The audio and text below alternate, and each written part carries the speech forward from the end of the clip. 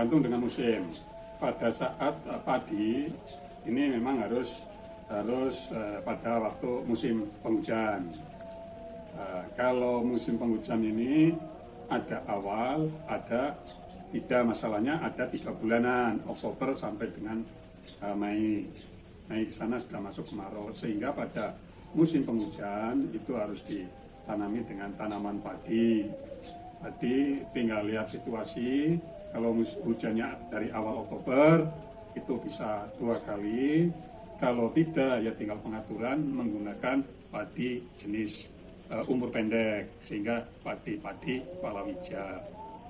Pada saat musim kemarau ataupun hujan agak jarang, itu ditanami dengan tanaman palawija, kedelai atau kacang hijau.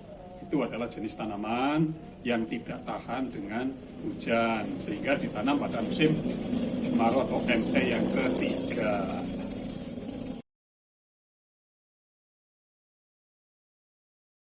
Padi mulai berbunga memang beberapa tahapan.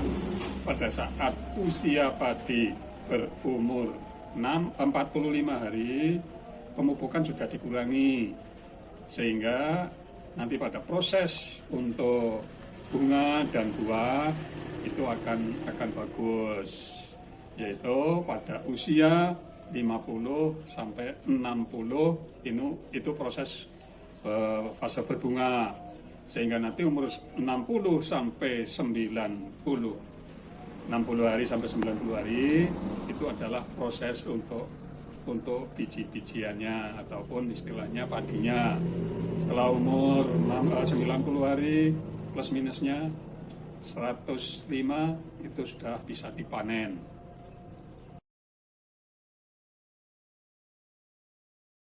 Saat sekarang ini padi sudah ya pada titik akhir, padahal panen ini masuk pada awal Maret ini sudah mulai panen, sehingga selama 20 hari ini masih hanya sebagian.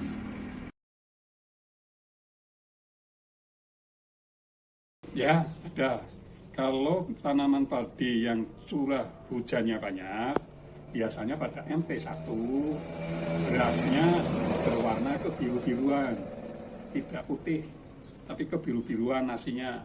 Walaupun jenisnya sama, pulennya sama, tapi kalau MT1 jelas itu warnanya kebiru-biruan karena banyak curah hujan, sehingga kandungan airnya itu memang sangat tinggi. Termasuk penjemurannya saja tidak bisa diproses 2 hari, paling tidak 3 hari kalau tidak kehujanan.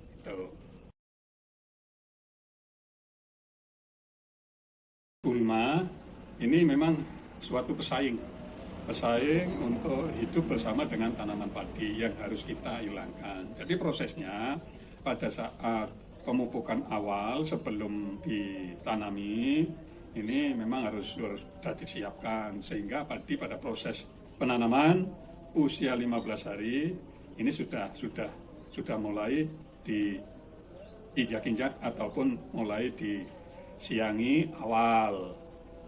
Kita tinggal melihat nama dan penyakitnya.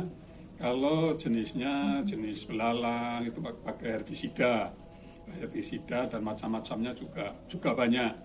Tinggal penggunaannya pada saat penyemprotan itu sebaiknya pada saat sore hari, karena proses kalau disemprot pada pagi hari ini nanti pada saat proses pembuahan, proses memasak tanaman itu akan tercampur dengan obat-obat tersebut, sehingga perlu penyemprotan pun itu menggunakan waktu pada saat sore hari antara jam 3 sampai jam 2 sampai jam 3 ataupun jam 4 itu sudah paling akhir.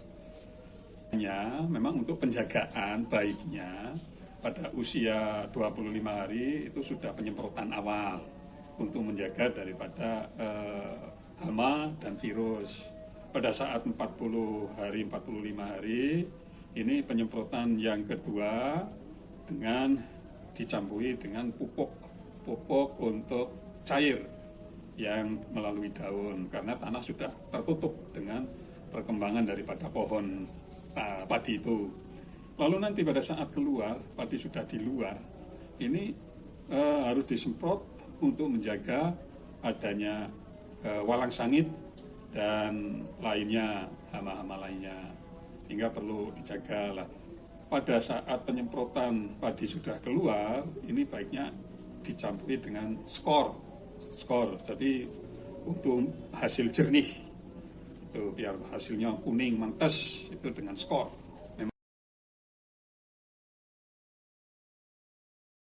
100 ubin itu bisa keluar 1,5 ton, minimal itu 12 kuintal, 13 kuintal. Kalau punya saya memang 1,5 ton atau 15 kuintal per 100 ubin.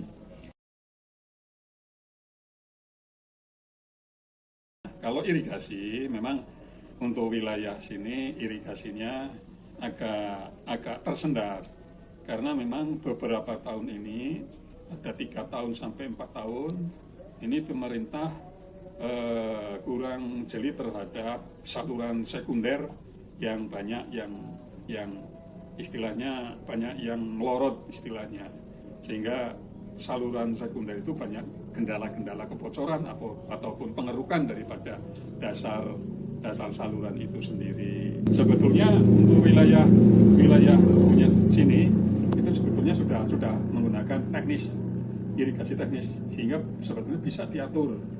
Tetapi ya itu kembali lagi karena saluran sekundernya itu pemerintah pada saat-saat sekarang atau kemarin 2 tahun atau 3 tahun yang lalu tidak memperhatikan, bahkan saluran sekarang untuk wilayah Kebumen itu kalau minta air sampai izinnya ke provinsi, tidak seperti dulu-dulu.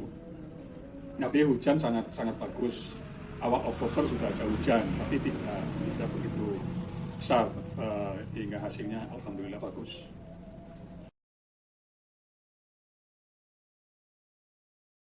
Ya, pada fase pertumbuhannya memang pada daunnya, pohonnya itu kalau pada tahap tertentu, andai kata pemupukan itu sangat bagus, sudah hijau, sudah bagus.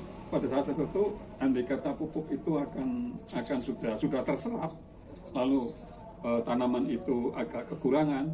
Lah ini ada fase pertumbuhannya kemerah-merahan. Lah ini perlu dipupuk kembali, baik menggunakan pupuk cair maupun untuk pupuk kimia, tapi sudah tidak menggunakan urea, tapi menggunakan KCL ataupun Ponska. Tidak terlalu tinggi sudah itu ureanya, unsur N-nya.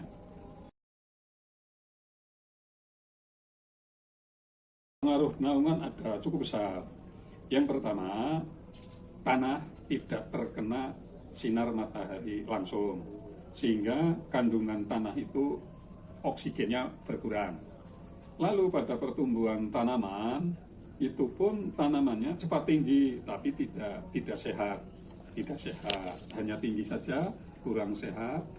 Lalu dalam perkembangannya juga kurang baik karena proses pada pemasakan atau yang namanya asimilasi itu prosesnya agak lupa. Ini terpengaruh dengan pengaruh tumbuh-tumbuhan atau pepohonan yang melindungi ataupun itu yang mengayomi itu, sehingga tanaman juga tidak baik, tidak sehat. Tanaman-tanaman yang ada di keliling ayoman itu pasti hasilnya tidak baik, besar sekali pengaruhnya. Hanya pada naungan itu di samping anakannya sedikit, lalu kementesan daripada padi itu berkurang. Karena itu naungan itu pada proses untuk masak itu memang tidak terkena sinar matahari langsung karena tertutup oleh naungan itu. Padahal yang namanya proses fotosintesisnya, proses untuk pemasakannya ini harus menggunakan sinar matahari. Pada fotosintesis, pada proses pemasakan pembuahan itu dibantu oleh sinar matahari. Karena tertutup, secara otomatis tanaman itu hasilnya sangat berbeda jauh, kurang hasilnya. Tuh.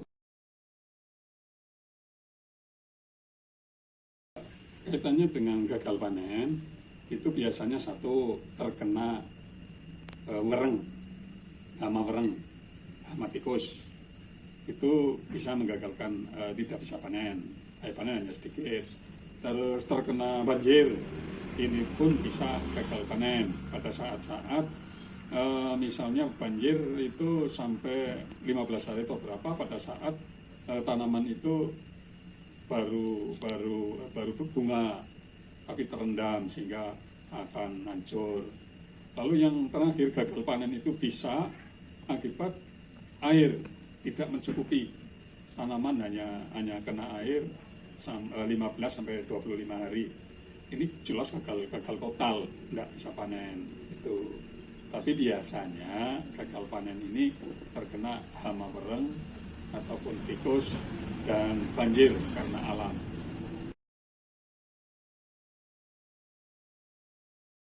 Yang namanya petani, pada saat panen semacam ini, mohon dari pemerintah untuk memperhatikanlah kehidupan petani.